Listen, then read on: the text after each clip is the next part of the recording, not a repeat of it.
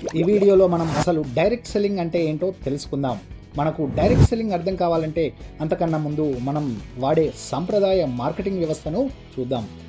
ఈ వ్యవస్థలో ఒక ప్రోడక్ట్ కంపెనీలో తయారై డిస్ట్రిబ్యూటర్స్కి, అక్కడి నుంచి హోల్సేలర్స్కి, అక్కడి నుంచి రీటైలర్స్ ఆర్ సూపర్ మార్కెట్స్కి వస్తుంది. అక్కడి నుంచి మనం అంటే కస్టమర్స్ తీసుకుంటాం. ఈ ప్రాసెస్లో 30 రూపాయలకి తయారైన ఒక ప్రోడక్ట్ మన దగ్గరకు చేరేసరికి 100 రూపాయలు అవుతుంది. ఈ మధ్యవర్తులు చేతులు మారేటప్పుడు వస్తువులో క్వాలిటీ కానీ క్వాంటిటీ కానీ ఏమాత్రం మారదు. కానీ 30 రూపాయలకు తయారైన ఈ వస్తువుకి 70 రూపాయలు అదనంగా చెల్లించి మనం తెప్పించుకోవాల్సి వస్తుంది. అంటే కస్టమర్గా మనం 70 రూపాయలు లాస్ అవుతున్నట్టే. ఇక్కడే డైరెక్ట్ సెల్లింగ్ యొక్క ప్రాముఖ్యత కనిపిస్తుంది.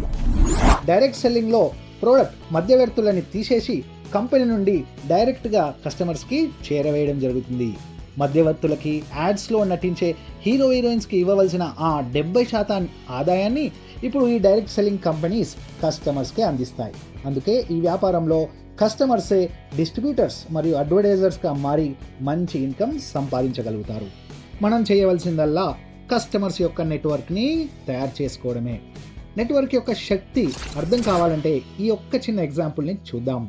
ఎయిర్టెల్కి మన ఇండియాలో 10 కోట్లకి పైగా కస్టమర్స్ ఉన్నారనుకుందాం. ఒక్కొక్కరు నెలకి 300 రూపాయలు రీఛార్జ్ చేసినా అందులో ఒక్కొక్కరి నుంచి 50 రూపాయలు కంపెనీ ఓనర్కి లాభం వచ్చినా ఒక నెల వాళ్ళ పూర్తి లాభం 500 కోట్ల రూపాయలు ఫ్రెండ్స్.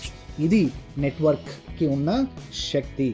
మరి ఈ డైరెక్ట్ సెల్లింగ్ నెట్వర్క్ మార్కెటింగ్లో సక్సెస్ కావాలంటే మన సర్కిల్స్లో ఉన్న కాంటాక్ట్స్లో ఒకరిద్దరు నెగిటివ్ పీపుల్ని విడిచిపెడుతూ డ్రీమర్స్తో మనం పనిచేస్తూ వెళ్తే ఎవరైనా దీంట్లో సక్సెస్ కావచ్చు.